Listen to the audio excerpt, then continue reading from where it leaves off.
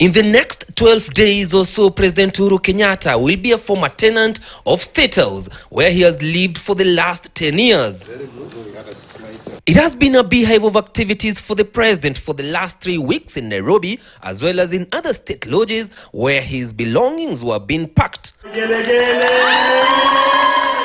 On Sunday, the president hosted State House employees to a farewell party at State House Nairobi, where he thanked them for their services. Sisi tulichukua usukani kutoka kwa wengine na tutapatia wengine, kwa sababu nchi lazima isonge mbele.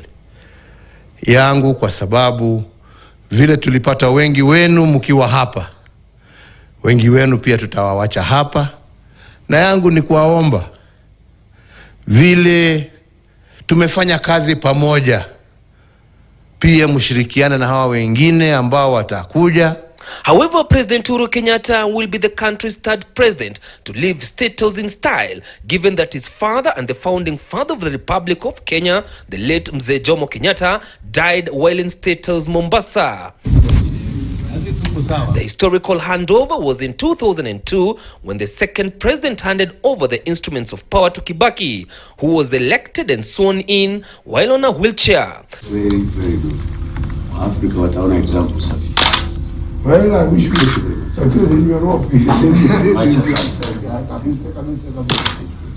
It was also the most emotional farewell, as some of the late President Moi's close allies could not hold back their tears as they bid farewell to a president who led the country for 24 years. Thank you very much.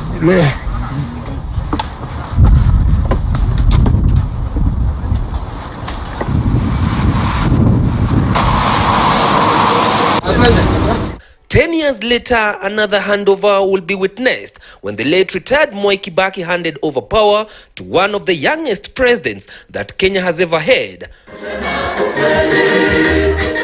However, the only similarities in the three handovers is between President Uhuru Kenyatta and the late Daniel Moi. Both pronounced themselves on who they would like to succeed them after retiring from office, while Moi supported the current president to succeed him, only to lose to Moi Kibaki.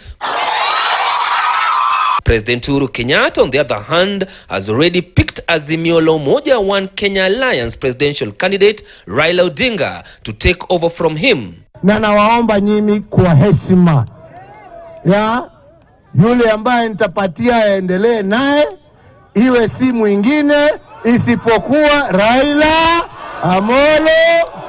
But for the late Moi Kibaki, he decided to leave office without openly picking his successor.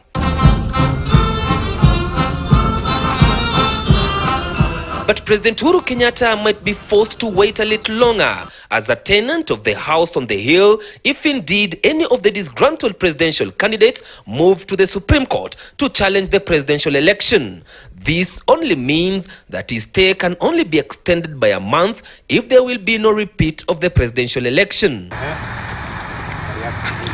On the other hand, the deputy president is also on his exit lane at the deputy president official residence in Karen, which he has christened the Hustler Mansion.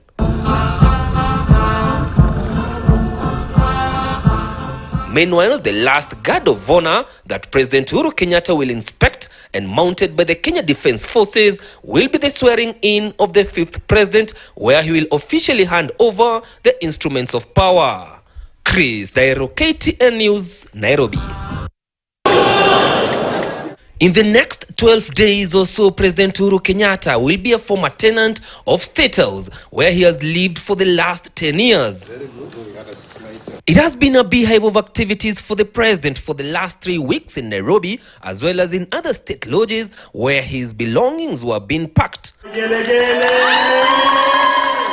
On Sunday, the president hosted State House employees to a farewell party at State House Nairobi, where he thanked them for their services. Sisi tulichukua usukani kutoka kwa wengine na tutapatia wengine, kwa sababu nchi lazima isonge mbele. Yangu kwa sababu vile tulipata wengi wenu mkiwa hapa, wengi wenu pia tutawawacha hapa, na yangu ni kuwaomba vile tumefanya kazi pamoja, pia mshirikiane na hawa wengine ambao watakuja. However, President Uhuru Kenyatta will be the country's third president to